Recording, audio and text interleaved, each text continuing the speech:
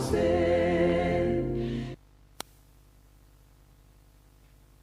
Ndabaramukije bashiki banjye namwe bene data aho muteraniye hirya no hino mu miryango yanyu n'ahandi mwaba muri hose, mukaba mutegera amatwi radiyo ijwi ry'ibyiringiro kuri uyu munsi mwiza w'isabato. Amahoro n'imigisha biza ku mwami wacu Yesu Kristo bikomeze kubana namwe.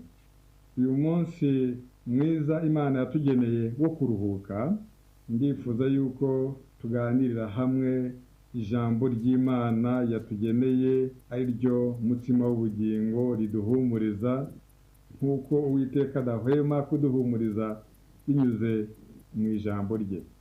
Turi mu bihe bitugoye cyane bisatira umusozo w'isi, aho umwanzi Satani yarakaye cyane agaba ibitero ku bahungu n'abakobwa b'Imana mu buryo ubwo ari bwo bwose.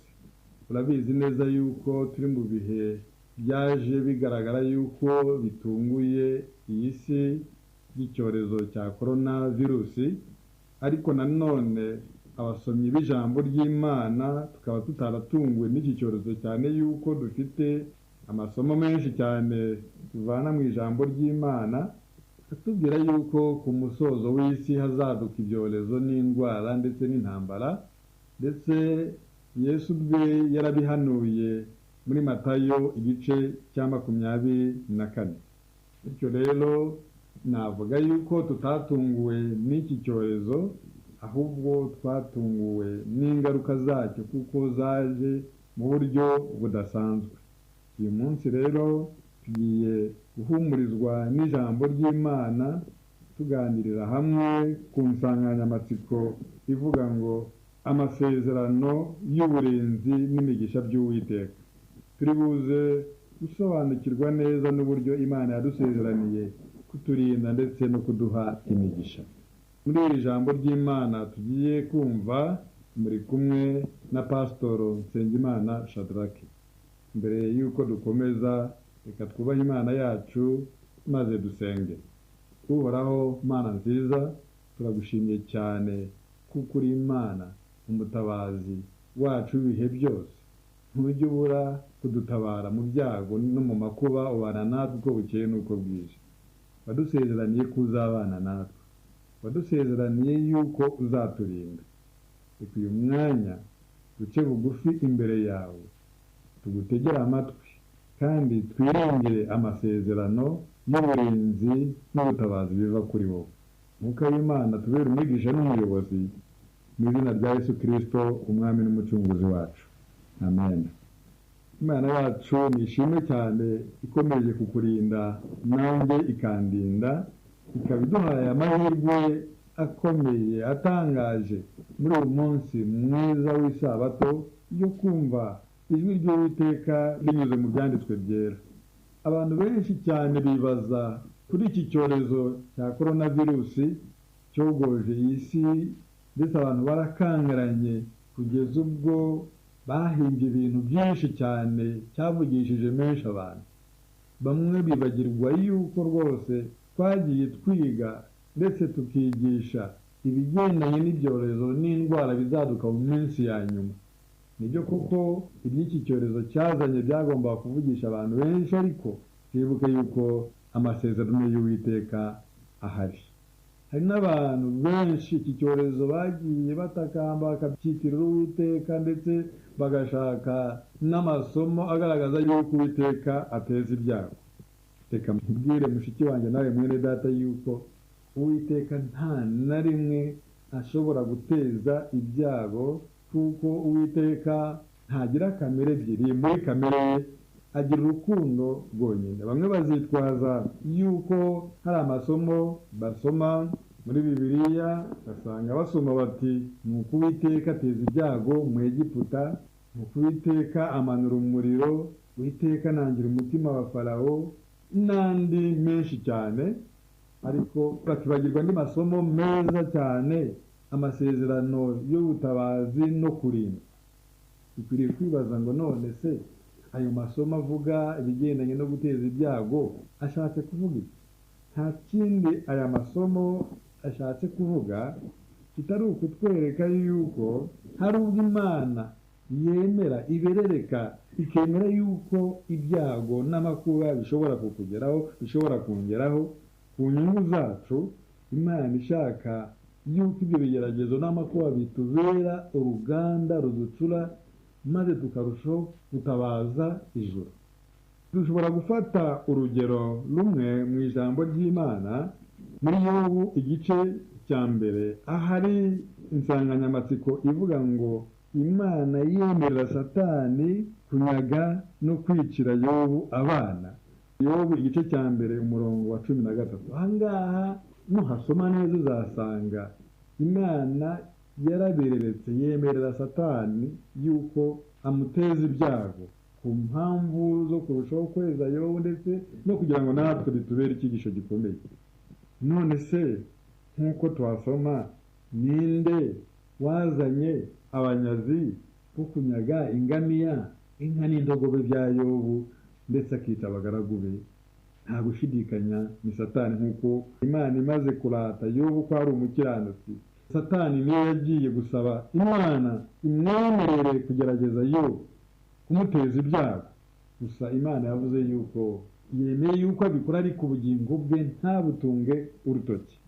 None se muri iki gitekerezo, ninde wamanuye umuriro agatwika intama za Yobu?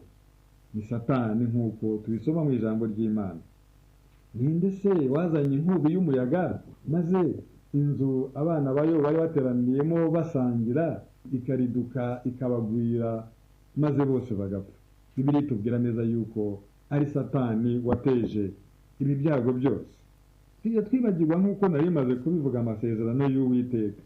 Ahari twavuga amwe muri yo nubwo ari menshi cyane. Katurebe Zaburi ya 91, ni amasezerano meza cyane y'Uwiteka agaragaza yuko nta na rimwe Uwiteka ashobora guteza ibyago n'amakuba, ahubwo atwifuriza ibyiza gusa. Muri kamere ye harimo urukundo. Zaburi ya 91. Uba mu rwisho rw'isumba byose azahama mu gicucu cy'ishobora byose. Ndabwira Uwiteka nti, uri ubuhungiro bwanjye n'igihome kinkingira, Imana yanjye niringira. Kuko ari uzagukiza ikigoyi cy'umugoyi, na mugiga irimbura azakubundikiza amoya ye, kandi uzajya uhungira munsi y'amababa ye. Umurava we n'ingabo ni icyuma kigukingira, igiteye ubwoba cya nijoro ntikizagutinyisha, cyangwa umwambi ugenda ku manywa, cyangwa mugiga igendera mu mwijima, cyangwa kurimbura gutsemba ku manywa y'ihanga. Abantu 1000 bazagwa iruhande rwawe, abantu inzovu bazagwa iburyo bwawe, ariko ntibizakugeraho. Uzabirebesha amaso yawe gusa, ubone ibihembo by'abanyabyaha. Kuko ari wowe buhungiro bwanjye Uwiteka, wagize isumba byose ubuturo, nuko nta kibi kizakuzaho, kandi nta cyago kizegera ihema ryawe. Kuko azagutegekera abamarayika be ngo bakurindire mu nzira zawe zose. Bazakuramira mu maboko yabo, udakubita ikirenge ku ibuye. Uzakandagira intare n'imoma, uzaribata umugunzu w'intare n'ikiyoka. Kuko yankunze akaramata, nicyo nzamukiriza. Nzamushyira hejuru kuko yamenye izina ryanjye, azanyambaza nanjye nitabe. Nzabana nawe mu makuba no mu byago, nzamukiza muha icyubahiro, nzamuhaza uburame, kandi nzamwereka agakiza kanjye. Imana yacu ihabwe ikuzo n'icyubahiro. Ngiri isezerano rikomeye ry'uburinzi no gutabarwa by'Uwiteka. Nta kindi Imana idukorera, nicyo cyonyine. Ni umutabazi w'ibihe byose, yahoze itabara, izahora itabara by'iteka ryose. Reka mushiki wanjye nawe mwene data twumve neza yuko nyirabayazana w'ibyago byose ari Satani. Nari ndimo mvuga uburyo iki cyorezo cyatesheje abantu umutwe, maze ugasanga abantu bibaza uko bagomba kubyitwaramo, ndetse ugasanga abantu aho kugira ngo basome ijambo ry'Imana, batura ibyaha byabo, basenge cyane, ugasanga barashaka kumva amakuru ava hirya no hino, bakumva yuko ariho amakuru azanywe n'uriya we arabisobanukiwe kurenza undi. bakumva yuko hari ahandi bavana igisubizo kivuye ku bandi. Reka nkubwire mushiki wanjye nawe mwene data, nta na rimwe tuzigera tuyoberwa icyo Uwiteka yifuza ko dukora, nta na rimwe tuzayoberwa icyo tugomba gukora mu gihe cyose turi mu nzira nziza igana mu ijuru. Ku bigendanye no gusobanukirwa n'ibi bihe bya nyuma by'iyi si, ntibikeneye yuko ubanza gushakishiriza hirya no hino wumve ko hari abandi baza kugusobanurira. Twasezeraniwe yuko tutazigera tuyoba na rimwe niba turi abagenzi ba Gisiyoni. Ikidukwiriye ni ugusabana n'Imana. Ntibisaba kuba warize amashuri menshi, ntibisaba kuba hari urwego rw'ubukire cyangwa rw'ubutunzi ufite kugira ngo usobanukirwe n'iyi nzira. Icyo usabwa ni ukugira umutima uciye bugufi, umutima umenetse wonyine. Kuko iyo dusomye ijambo ry'Imana muri Yeremiya igice cya 29 hatwereka uburyo Imana nituyitabaza, nituyambaza, izatwumva ikadutabara. Yeremiya igice cya 29 kadusoma umurongo wa 12 na 13 haranditse ngo, kandi muzanyambaza, muzagenda munsenga, nanjye nzabumvira. Haleluya. Muzanshaka mumbone, nimunshakana umutima wanyu wose. Imana yacu ishimwe cyane. Icyo usabwa muri iki gihe cya none ni ugushaka Uwiteka. Shakana umutima wawe wose. Mu gihe abandi bashakisha hirya no hino, wowe hari icyo usabwa, gushaka Uwiteka n'umutima wawe wose. Hari inshingano ufite nk'umuhungu n'umukobwa wa Yesu. Muzanshaka mumbone, nimunshakana umutima wanyu wose. Imana ishimwe cyane. Iyo dusomye muri Yesaya igice cya 30 umurongo wa 21 hari isezerano rikomeye cyane. Haranditse ngo, kandi nimujya kunyura iburyo cyangwa ibumoso, amatwi yawe azajya yumva ijambo riguturutse inyuma rivuga riti, iyi niyo nzira mwariye mukomeza. Imana yacu ihabwe icyubahiro. Hari abantu bibaza bati, none mbigenze, uriya niwe wasomye cyane, uriya niwe wize, uriya niwe wisobanukiwe kundenza. Reka nkubwire, igihe cyose uri umugenzi w'Isiyoni, umuhungu n'umukobwa w'Imana, dufite isezerano rivuga ngo muzanshaka mumbone. Ntabwo ari ugushaka abantu babidusobanurira. Bona nubwo abantu bashobora kutwunganira bakagira ibyo badusobanurira, ariko icyo dusabwa ni ugushaka Uwiteka. Muzanshaka mumbone, nimunshakana umutima wanyu wose. Birashoboka ko rwose muri uru rugendo turimo rutuganisha Isiyoni bishobora kukuyobera ukumva uracanganyikiwe kubyitwaramo. Kibazo utese, Mana ya maherezo y'isi azaba yahe? Kwahari nzatungurwa hewe kuko mbyitwaramo. Ese mu bihe bisoza isi by'ibyago n'amakuba, aho umuntu adafite epfo na ruguru adasobanukiwe n'ibiri kuba, nzasobanukirwa ne? Aya magambo tumaze gusoma avuga ngo igihe uzaba byakuyobeye ugeze mu mayira abiri. Kibazo utese, ndanyura muri iyi nzira, ndanyura muri iriya, ese ndabyitwara mu nte, mbigenze ne? Kuko uri umugenzi watangiye urugendo rw'Isiyoni. Byanze bikunze ijambo ry'Imana riratubwira ngo aho umuntu yaba umuswa ntazayoba inzira. Icyo gihe uzaba utangiye kwibaza inzira uri bunyuremo, uzumva ijwi rije riguturutse inyuma mu matwi rikubwire ngo, iyi aba ariyo nzira ukomeza, iyi aba ariyo nzira unyuramo. Imana ishimwe cyane. Ntabwo abahungu n'abakobwa b'Imana bazigera bayoba. Iryo ni isezerano rikomeye cyane. Mushiki wanjye nawe mwene data, muri iki gihe cy'iki cyorezo cya corona virusi, usanga nanone abantu muri iyi si hari inshingano bafite ikomeye cyane. Abantu hari inshingano bafite ikomeye cyane, inshingano yo kureba uburyo iki cyorezo twagikira.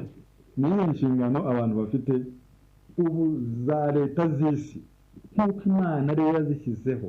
Nk'uko tubisoma mu Baroma igice cya 13 ngo nta butegetsi na bumwe butava ku Uwiteka. Imana niyo yimika abami, niyo ibimura mu gihe gikwiriye, kandi ibashyiraho nk'abakozi bayo.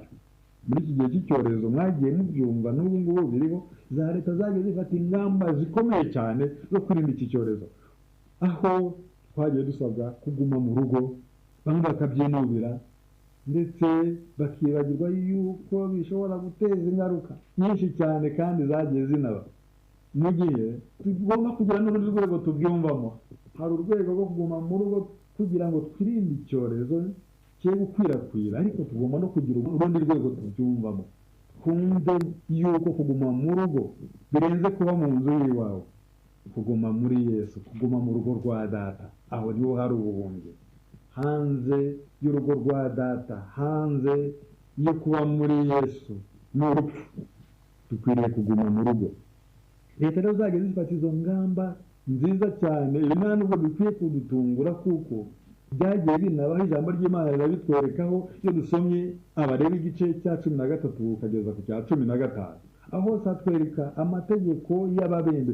Byagendaga bite muri Isirayeli iyo umuntu yabembaga? Nta nubwo yagumaga mu rugo, ahubwo yajyaga hirya y'ingando mu kato. Ntabwo twatunguwe n'akato abasomye ijambo ry'Imana. Umwembe akajya mu kato akaba ahumanye iminsi 7, akazagaruka amaze guhumanuka. Izo ngamba rero tugomba kuziha agaciro leta zigenda zifata. Muri iyi minsi muzi yuko hari n'ingamba ziriho ku isi, ibihugu by'ibihangange biri mu irushanwa ryo kuvumbura urukingo rwa COVID. Barimo barakora inshingano zabo. Mwibuke yuko Imana yatanze ubwenge, bagomba kubukoresha. Hari abaganga b'inzobere, leta zigashyiramo amafaranga menshi cyane ngo urukingo ruvumburwe. Barimo barakora inshingano yabo. Si nabwo bwa mbere hashakishwa uburyo habumburwa inkingo, kuko ntekereza ko abantu benshi muri iyi si bagiye bafata inkingo zitandukanye zo kubakingira indwara.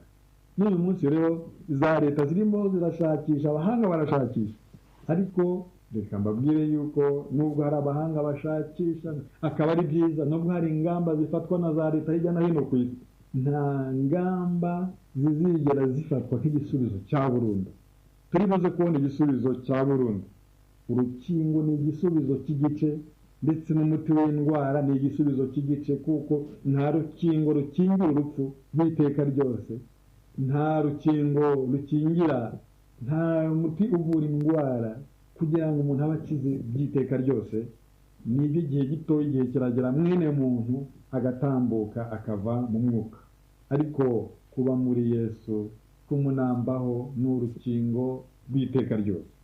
Ariko ntidukwiye kugaya ibirimo bikorwa. Abo ku rwego rwa mwene muntu barakora ibyabo nk'ubushobozi buke bafite, kuko ubushobozi bwuzuye bufitwe n'Uwiteka, igisubizo cyuzuye gitangwa n'Uwiteka. None se muri iki gihe mu gihe abo bahanga bashakisha kugira ngo babone nibura igice cy'igisubizo, wowe urakora iki? Urimo urarebera, urimo uranenga gusa. Wowe icyo urimo ukora ni iki? Reka dusome urwandiko rwa mbere Pawulo yandikiye Abanyakorinto, dusome igice cya mbere duhereye ku murongo wa 18. Urwandiko rwa mbere Pawulo yandikiye Abanyakorinto igice cya mbere duhereye ku murongo wa 18. Ijambo ry'umusaraba kubarimbuka n'ubu, ariko kuri twebwe abakizwa n'imbaraga z'Imana, kuko byanditswe ngo nzarimbura ubwenge bw'abanyabwenge n'ubuhanga bw'abahanga nzaburihindura ubusa. Ese none umunyabwenge ari he? Umwanditsi ari he? Muri iki gihe cya none, aho tuzi abantu bagiye bavumbura ibyogajuru, abantu bakajya mu isanzure ry'ijuru, bakajya mu kwezi, abandi barimo barahanira kujya kuri Mars, ku mpera y'inyanja, n'ibindi bikomeye bageze. Ariko byageze aho iki cyorezo kibacanganyikisha babura icyo gukora, aho tubona za leta z'isi umuti uvura pe, igisubizo kikabura, bagatanga igice cy'igisubizo nk'uko nabivuze. Ariko icyo gice cy'igisubizo tugomba kucyakira, kuko nibwo bwenge Imana yatanze. Abashakashaka bagashaka bashakisha urukingo, kuko ubwenge Imana ibutanga. Ariko kumve yuko aya magambo ariyo yasohoye avuga ngo mbese ni abanyabwenge bari, umwanditsi ari he? Umunyampaka wo muri iki gihe ari he? Ubwenge bw'isi Imana ntiyabuhinduye ubupfu. Hari Imana yemera ko isi yoberwa kugira ngo abakene, abakire, abize n'abatarize, abategeka n'abategekwa, wese duhagurukiye icyarimwe tuvuge ngo reka dushake mu maso y'Imana. Ku Mana yonyine niho hari igisubizo, maze abanyabwenge bakayoberwa, kuko ubwenge bw'Imana bwategetswe ko ab'isi badaheshwa kumenya Imana n'ubwenge bw'isi. Imana yashimye gukirisha abayizera ubupfu bw'ibibwirizwa. Dore abayuda barasaba ibimenyetso n'abagiriki barashaka ubwenge, ariko twebwe turabwiriza ibya Kristo wabambwe. Haleluya! Uwo ku bayuda ni ikigushi, ku banyamahanga ni ubupfu, ariko ku bahamagawe b'abayuda n'abagiriki ni Kristo, ari imbaraga z'Imana kandi n'ubwenge bwayo. Kuko ubupfu bw'Imana burusha abantu ubwenge, kandi intege nke z'Imana zirusha abantu imbaraga. Imana yacu ihabwa icyubahiro. Mu gihe cya Pawulo, abitwa abayuda buri gihe ndetse na mbere ye ntabwo bashoboraga kwemera ikintu icyo ari cyo cyose utamuhaye ibimenyetso. Ndetse na Yesu yababwiye ibigendanye no kurimbuka kw'isi, kurimbuka kwa Yerusalemu, ibimenyetso bigaragaza kugaruka kwa Yesu. Maze barangije baravuga bati, tubwire ibyo bizaba ryari, ndetse n'ikimenyetso cyo kugaruka kwawe ni iki? Abayuda muri kamere yabo bashakaga ibimenyetso, naho abagiriki bo barashaka ubwenge. Igihugu cy'Ubugiriki kuva kera cyane kiri mu bihugu bya mbere siyanse, ubuhanga bwateye imbere. Bari abashakashatsi bo bashaka ubwenge.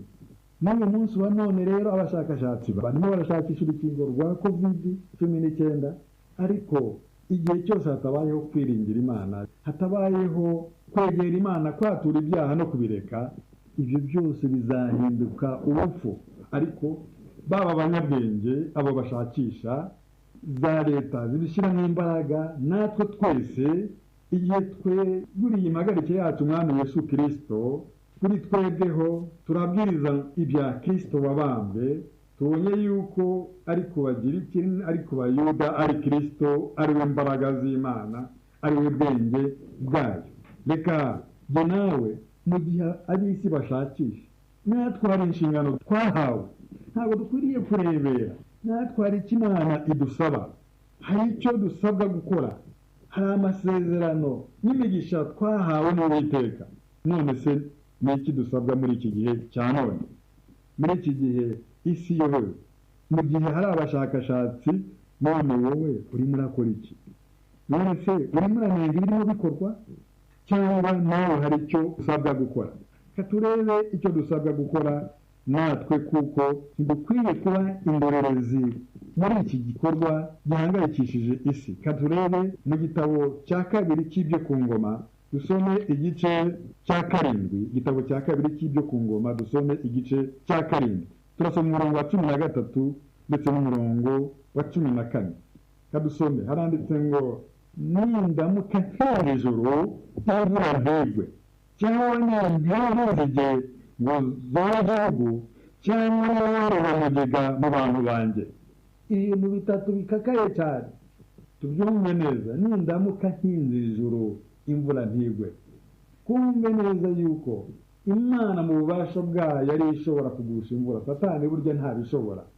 Satani nawe ararebera iyo imvura igwa, ntashobora kubuza imvura kugwa, ntashobora nanone kugusha imvura. Hari igihe tumuha ububasha adafite. Imana niyo ishobora gukinga ijuru igakingura. Umuhishuzi Yohana yarabivuze mu gitabo cy'Ibyahishuwe, aravuga ati, ukinga ntihagire ukingura, kandi ukingura ntihagire ukinga. Mu yandi magambo, Imana niyo idufiteho ububasha bwose. Byumvikane rero yuko Imana aho ishobora rwose kubuza imvura kugwa, hari icyo ishaka kutwigisha. Ariko aha tuvuga ngo nindamuka nteje inzige ngo zore. Mwumvaga inzige muri Bibiliya mu gihe cya kera, Imana iteza inzige mu gihugu cya Egiputa. No muri iyi minsi twagiye twumva inzige hirya no hino hatuzengurutse.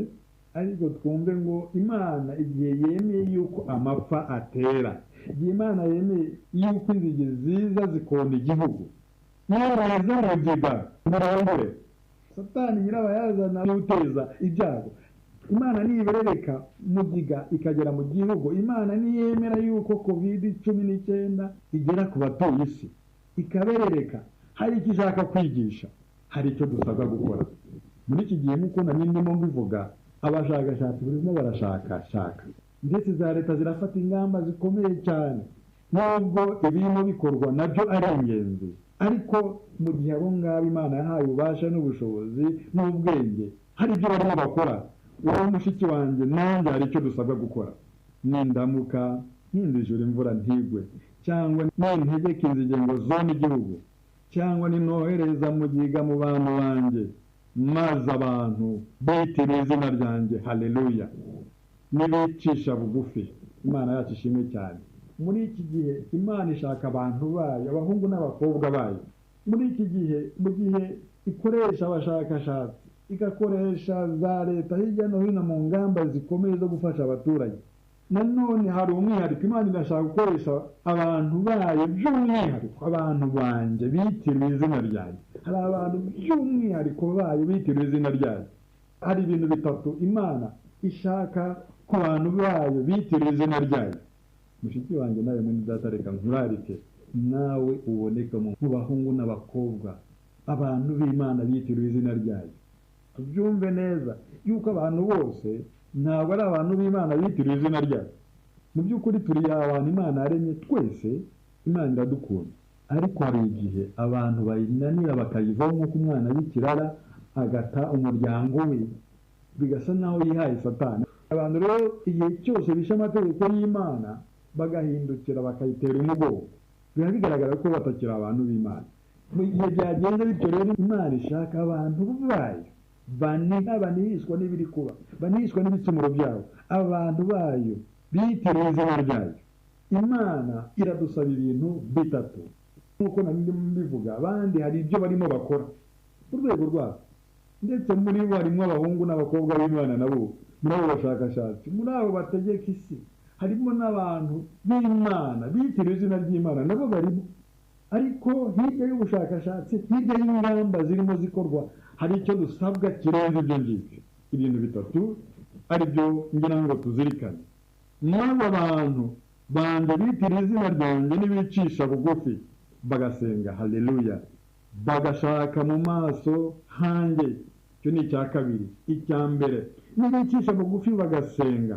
Icya kabiri, bagashaka mu maso hanjye. Icya gatatu, bagahindukira bakareka ingeso zabo mbi. Ingaruka zizaba izihe? Nanjye nzumva mbara hejuru, mbababarira igicumuro cyabo, mbakiriza igihugu. Imana yacu ishimwe cyane. Hari ikirenze gukira icyorezo cya covid kizakurikiraho. Abahungu n'abakobwa b'Imana bitiriwe izina ryayo, nitwicisha bugufi tugasenga, tugashaka mu maso y'Imana, tugahindukira tukareka ibicumuro byacu, Imana izadukoza ikirenze gukira ibyorezo.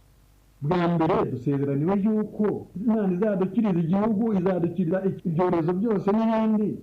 Icya kabiri kirenze urugero, izatubabarira ibicumuro byacu. Dukeneye ikirenze gukiza icyorezo cy'uburwayi. Dukeneye gukizwa icyorezo gishobora kurimbura ubugingo bw'iteka ryose. Icyorezo cyasaritse umutima w'umuntu. Hari icyorezo cyaje mbere ya COVID-19. Icyaha ni icyorezo kimaze imyaka myinshi cyane abantu batajya baha agaciro.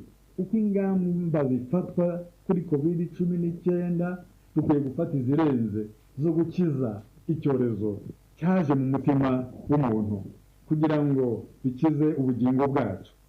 Nzabakiriza igihugu kandi mbababarire ibicumuro byanyu. Imana yacu ihabwa icyubahiro. Iki kintu kirenze ibindi kandi riri isezerano rikomeye cyane. Abitiriwe izina ryanjye, abahungu n'abakobwa banjye, nongere ngusabe kuba mu mugabane w'abahungu n'abakobwa b'Imana. Igihe abandi nabo bafite inshingano zabo, turararikwa kwicisha bugufi tugasenga. Turararikirwa gusabana n'Imana binyuze mu ijambo ryayo. Turararikirwa kwatura ibyaha, ibicumuro byacu tukabireka. Dufite isezerano ryo gutabarwa, isezerano ryo kubabarirwa ibicumuro byacu. Kandi hirya yo kubabarira ibicumuro byacu, nuko tuzahabwa ubugingo buhoraho. Tuzakira icyorezo ngo turame igihe gito kuri iyi si gusa, ahubwo tuzahabwa n'ubugingo buhoraho. Reka nanone tuzirikane aya magambo nifuza ko dusoma kandi dusatira n'umusozo, aboneka mu gitabo cyanditswe n'umuja w'Imana Elina White, igitabo cyitwa Umurimo wa Gikristo, ku ipaji ya 254 na 255. Umurimo wa Gikristo, paje 254 na 255. hari amagambo afite insanganyamatsiko ivuga ngo nimutegereze ingororano mwihanganye. Iki gihe ni icyo gutegereza ingororano twihanganye. Kandi usome iyi gihe tumaze dutegereje umutabazi wacu gisa naho kibaye kirekire, iyo ducogojwe n'umubabaro tukumva tunanijwe n'umurimo, tukumva tutagishoboye kwihanganira ko umurimo twahawe urangira ngo duhabwe mu buryo bw'icyubahiro uruhushya rwo kuva ku rugamba, mureke twibuke. Umujyi w'Imana aratwibutsa yuko turi ku rugamba kandi igihe cyo kuva ku rugamba kizagera. Iyo igihe dutegereje umutabazi wacu gisa naho kibaye kirekire, imyaka ibaye myinshi, imyaka iri gusaga 6,000 umugome Satani yarashoye urugamba, kandi imyaka nanone iri gusaga 2,000 dufite isezerano rivuga ngo ntimuhagarike imitima yanyu, mwizere Imana nanjye munyizere, nk'uko tubibona muri Yohana igice cya 14 bereye ku murongo wa 1 kugeza wa 3. Mwizere Imana nanjye munyizere. Mu rugo rwa data harimo amazu menshi, ngiye kubategurira hanyu, nzagaruka mbajyane iwanyu. Iryo ni isezerano dufite rimaze igihe, ariko hari ubwo abantu bumva barambiwe bakavuga ngo dore igihe twasezeraniye ubutabazi, tugundagurana n'umwanzi, tugundagurana n'ikibi, tukumva twihebye, nanone tudashobora kuva ku rugamba ngo duhabwe uruhushya rwo kuva ku rugamba. Niko umujyi w'Imana avuga. Turi abasirikari ba Yesu duhanganye n'ikibi, ariko igihe cyose mu gihugu hari intambara, amabomba avuga, nta musirikare n'umwe wasanga afande ngo amubwire ngo afande nkuruhushya njye gusura umuryango wanjye, kandi amabomba agwa imbere y'abasirikare. Ntibishoboka. Ariko hari abantu bashaka kumanika amaboko no gusaba uruhushya rwo kuva ku rugamba, ariko turararika ngo twibuke ibi ngibi. Kandi uko kwibuka gukureho ukwivovota kose. Twe kwivovota ngo tuzatabarwa ryari? Twe gutekereza ko wenda Imana yaba yaraturekeye mu isi ngo duhure n'imiraba ikomeye n'intambara, ahubwo mu gihe tutegereje tubona urugamba rurerure, hari icyo Imana itegereje ko tugera ku butungane bw'imico ya Gikristo. Haleluya. Kandi tukarushaho kumenya Imana Data wa twese na Kristo mukuru wacu, kandi tugakora umurimo wa Data buja tugarura imitima kuri Kristo, kugira ngo imitima yacu inezerwe no kumva aya magambo ngo nuko mugaragu mwiza ukiranuka injira mu munezero wa shobuja. Ntabwo ushobora kubwirwa aya magambo avuga ngo injira mu munezero wa shobuja urugamba rugikomeje, amabombe agiturika, tukiri ku rugamba. Ahubwo tugomba kwihangana tukarwana n'ikibi kugeza igihe kineshejwe, kugeza ubwo tuzavuga ngo urugamba rurarangiye. Nuko mugaragu mwiza ukiranuka, wakiranutse muri bike nzakwegurira byinshi, injira mu munezero wa shobuja. Amagambo y'uko kunesha ntidushobora kuyumva urugamba rutarangiye. Ayo magambo tuzayumva tugeze ku musozo w'urugamba. Mu gihe rero twumva yuko gutegereza kubaye kurekure, mwaza tugundagura adutsindagira hasi, aturwanya, haza igitero, haza ikindi. Ndetse n'iki gihe turimo, iki cyorezo si icyanyuma gisoza isi, hari ibindi bikirenze bizaza. Tugomba rero gushikama iki tukagitsinda kugira ngo tuzabashe gutsinda n'ibindi bizaza. Umujyi w'Imana arakomeza aduhumuriza avuga ati mwihangane basirikari ba Kristo, Imana ishimwe cyane, haracyasigaye igihe gito kandi uzaza ntazatinda. Ijoro ryo gutegerezanya umunaniro no kuba maso no kurira rirenda kurangira, Imana ishimwe. Ingororano iri hafi gutangwa bidatinze, igitondo gihoraho kirenda gutangaza. Ubu nta gihe dufite cyo guhunikira, nta gihe gihari cyo kwiroha mu maganya adafite icyo amaze. Abantu basaritswe n'amaganya. Nta gihe rero cyo gusinzira, nta gihe cyo kwiroha mu maganya, ahubwo tugomba kugira ibyiringiro. Muri iyi si buze ibyiringiro, mu gihe abadafite aya masezerano, abatarigeze bumva aya masezerano, bumve batazi icyo gukora, bakwiye kudushakaho ibyiringiro, tukabahumuriza tubabwira aya magambo ngo nimwihangane abasirikare ba Kristo, haracyasigaye igihe gito kandi uzaza ntazatsinda. Ijoro ryo gutegerezanya umunaniro no kuba maso duhangana n'umugome ngo ataduhitana, igitondo gihoraho kirenda gutangaza. Ubu nta gihe dufite cyo guhunikira, nta gihe gihari cyo kwira mu maganya adafite icyo amaze. Umuntu ukinisha gusinzira muri iki gihe azahomba amahirwe y'agatangaza yo gukora ibyiza. Dufite amahirwe yo guteranyiriza hamwe amahundo n'umusaruro ukomeye, kandi buri bugingo bwose bwakirijwe buzaba ari inyenyeri yiyongera ku ikamba rya Kristo, umucunguzi wacu ukwiriye gushimwa. Inshingano ebyiri dufite kuri we: dufite inshingano yo kwatura ibyaha no kubireka nk'uko twahoze tubivuga, ariko inshingano ya kabiri ni yuko amagambo y'ihumure kurarikira abantu kuza kuri Kristo, tukahuriza hamwe ibisarurwa abantu tubagezaho inkuru nziza y'agakiza, ibyiringiro bikomeye by'umukiza wacu ugiye kudutabara, tubabwira yuko urugamba rugiye kurangira. Dufite iyo nshingano ya kabiri yo guhumuriza isi, twirarikira kwatura ibyaha no kuyireka. Hari ikibazo gikomeye tugomba kwibaza, ikibazo gikomeye iki ngiki kinasoza: mbese niba ushaka kurekura intwaro kandi aramutse akomeje urugamba, igihe gito yagera ku gutsinda maze agahabwa ingororano z'iteka ryose? Ni ikibazo muje w'Imana yewe na Mwuka Wera yatubajije, nanjye ndakikubajije. Ninde witeguye, ninde ushaka kurekura intwaro kandi aramutse akomeje urugamba, igihe gito yagera ku gutsinda maze agahabwa ingororano z'iteka ryose? Tekereza ko buri wese yavuga ati oya, igihe ni kigufi, turenda gutabarwa, sinde kuri intwaro. Wa mugome Satani, wikomeza kungabaho ibitero, kandi nubwo wangabaho ibitero ntuzigera utsinda, kuko muri uru rugamba umugabo w'ingabo Yesu Kristo turangaje imbere. Reka hajye namwe tuvuge ngo ntago turi burekure intwaro, ntago turi bucogore ngo twategereje igihe kirekire, twasezeraniwe ubutabazi, twasezeraniwe ubuyobozi. Reka twisunge umwami wacu Yesu Kristo turangaze imbere muri uru rugamba. Nongere mbabwire yuko twasezeraniwe uburinzi n'imigisha biva ku Uwiteka. Ayo ni amasezerano. Reka rero muri iyi minsi isoza isi, mu gihe abandi bashakashaka, mu gihe abandi bashaka icyatuma isi imererwa neza, isi ikiri ibyorezo n'inzara n'ibindi, kandi tubonye yuko atari igisubizo kirambye, dushaka igisubizo cy'iteka ryose, aricyo kwicisha bugufi tugasenga, tugasabana n'Imana yacu, tugashaka mu maso y'Imana, tukatura ibicumuro byacu tukabireka, kugira ngo Imana idukirize igihugu, kandi kugira ngo Imana itubabarire ibicumuro byacu, amaherezo jye nawe tuzaraganwe ubugingo buhoraho. Mwuka w'Imana bitubashishe, duciye bugufi imbere y'Imana, natwe tugire uruhare muri uru rugamba, kandi ni uruhare rukomeye cyane. Mu gihe isi yaba ihindukiye ikareka ibicumuro byayo, abantu tukabareka ibicumuro byacu, twaba tubonye igisubizo kirambye, igisubizo cy'iteka ryose. Mwuka w'Imana bitubashishe, turusheho komotana n'Imana uko bukeye n'uko bwije. Ibyo nibyo ngusabiye kandi mbyisabiye mu izina rya Yesu Kristo, umwami n'umucunguzi wacu. Amen. Twubahe Imana maze dusenge. Iri cyubahiro Mana nziza, turagushimiye cyane kubwo umwanya mwiza wongeye kuduha kugira ngo tuganire nawe, wongeye kutwibuka yuko natwe dufite inshingano. Igihe twemeye kuba abahungu n'abakobwa bawe bitiriwe izina ryawe, dufite inshingano ikomeye cyane yo kwicisha bugufi tukagusenga, kwiga ijambo ryawe.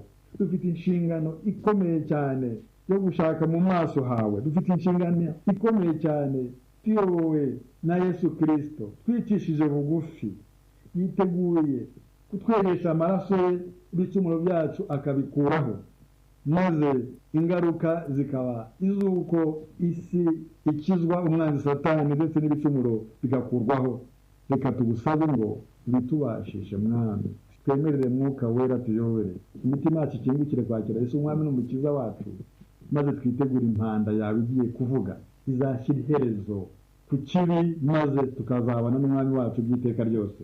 Ibyo nibyo sabiye buri wese kandi mbyisabiye mu izina rya Yesu Kristo, umwami n'umucunguzi wacu. Amen.